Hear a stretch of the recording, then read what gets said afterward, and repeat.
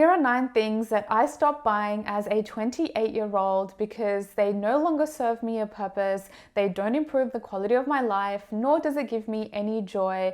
Hi everyone, my name is Sanjana. I'm an ex-Big Four consultant and banker who is currently pursuing a career in mortgage broking. So let's go through the 9 things which I no longer buy to make me more money.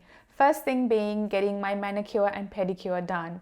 I haven't actually got my manicure done since last year, November. It's been quite some time and I just rock my natural nails. I like that this is a no fuss approach because we all know going to get our nails done takes about 2 hours, like the effort to go there, have your nails done by a technician, not be able to use your phone, things like that, and then return back home can really add up in terms of time. So for me, it does take me around 2 hours every single month if I was to continue doing this.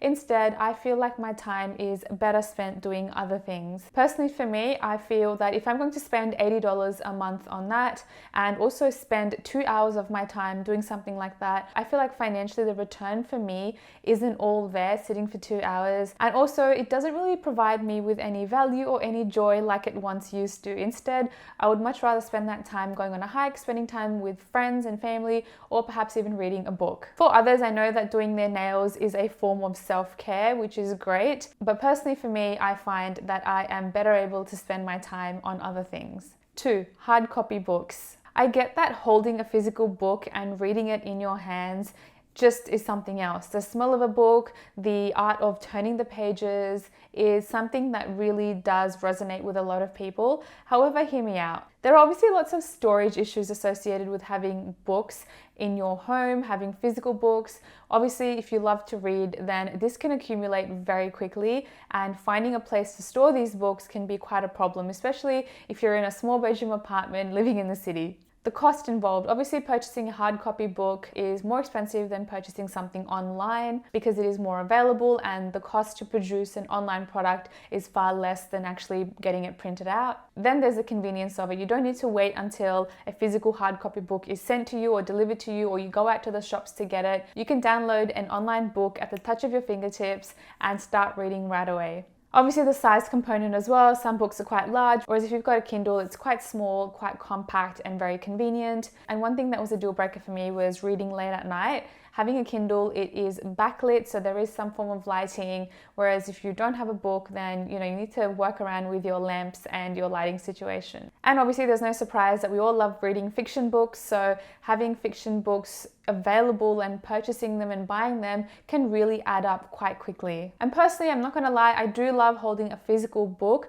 but I find that I much rather purchase a non-fiction book whereby I am able to hold a physical book in my hand, make notes, highlight the pages so that I can revisit that book from time to time to go back to those notes that I had made and absorb that information again. Whereas with fiction books, I'm not really there to make notes and understand, every nitty-gritty detail. So I'm happy for that to just sit on a Kindle, and it's just a lot more convenient for me that way. 3, fast fashion and trends. There once was a time where I used to produce haul content on my social media. I have definitely stopped doing that. I find that is just leading to more consumerism, and it is leading to more wastage, obviously storage problems as well.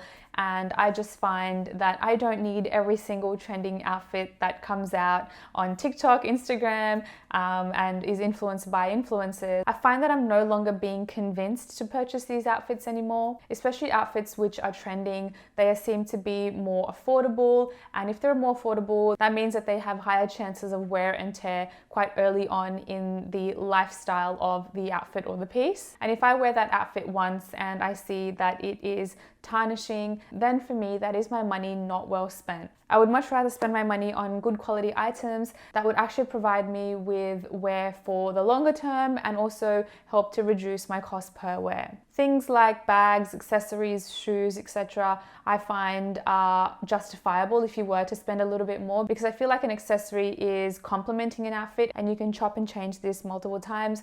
Whereas if you spend money on outfits or clothing, we all know as females, we usually tend not to wear the same outfit over and over again. For me, not buying into these trends has been a game changer. I'm not sure what it is. Maybe it's to do with my age, getting older, and understanding what marketing is doing to us. But I find that I'm gravitating towards living a minimalistic lifestyle. For example, creating YouTube videos, pulling out the outfit for the day, and knowing that I just have to wear a black shirt just makes the process that much more easier and really just avoids the fluff of figuring out what to wear. It's just mental fatigue that I don't need. Buying a car. Now, if you live along a train line, a bus line, or you live in the city, I personally feel that you do not need a car. This is what I personally did. I've never actually owned my car ever. I've never bought my first car.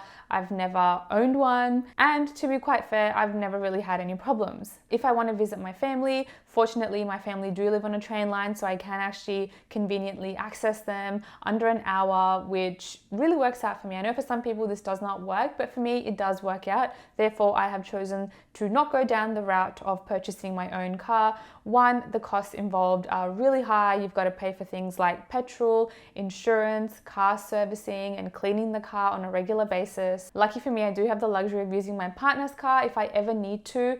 However, I just find that we actually don't even use our car that much. And in fact, having the car sitting there is probably costing us more than us spending on Uber rides to the city and back because of how close we are to public transport and how close we are to the city. A lot of our commitments don't actually range outside of that area. Therefore, I feel if you're in a similar situation to me, then perhaps buying a car is not the best financial decision and something to reconsider. New upgrades in technology.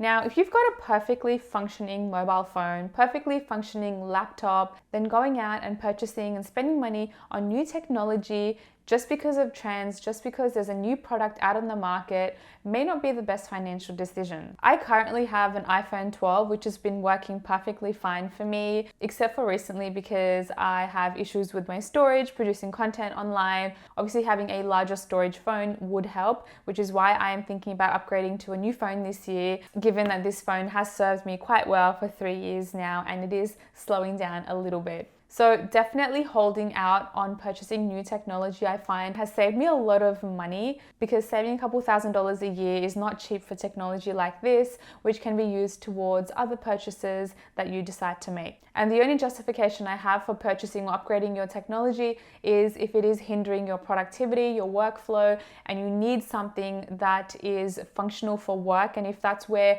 your main source of income is derived from, then of course it makes sense to upgrade. Other than that, I don't see how it does make sense. Unless you've got an extra couple $1,000s that you can spend on technology and you've got that luxury, then I'm all for it. 6, houseware. Things around the house like your decor, more kitchen utensils, more fancy kitchenware or crockery, I find is such a waste of money because it really serves no purpose except for it to look pretty or to be used at a time where someone special rocks up to your house, you know, that one time a year where you get to pull out the new crockery set and use it. Other than that, it's sitting in the back of your cupboard collecting dust and is hardly ever used, right? And I'm sure we can all agree that we've got something like that lying around. So instead of spending my money on kitchen utensils or getting extra wine glasses, I would much rather save up that money and purchase things around the kitchen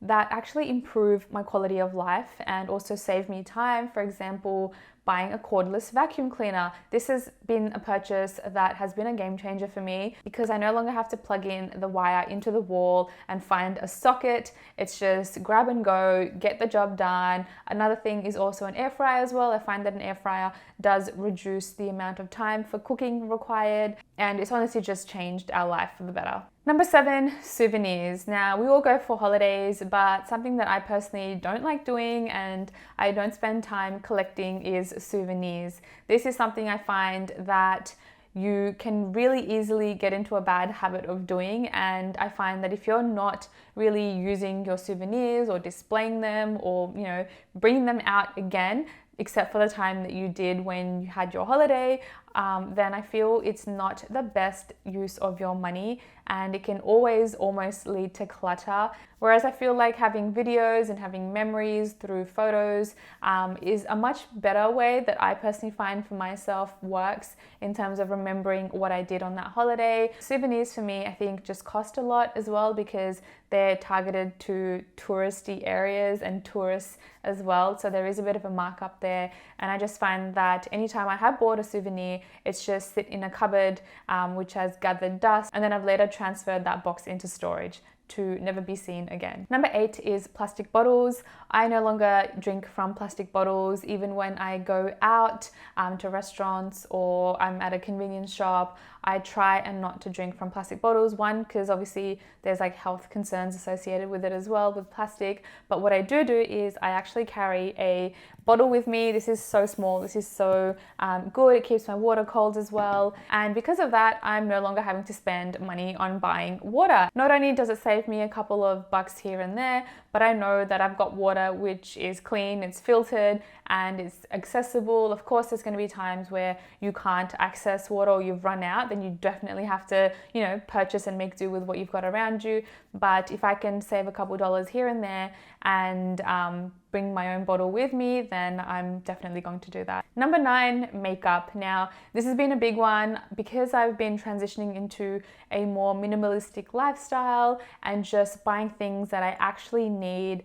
I have gone down the path that whatever will fit in my makeup bag is all the makeup I'm going to buy, and I'm not going to buy a new item of makeup or skincare until I have finished my existing skincare or makeup products. I just find this leads to a lot of clutter, a lot of impulse buying. If there's a new product on the market or a new trend, then I know that that is not going to be the best use of my money. I would much rather finish something, test it out fully to see if I like it or not, and then repurchase it if I want.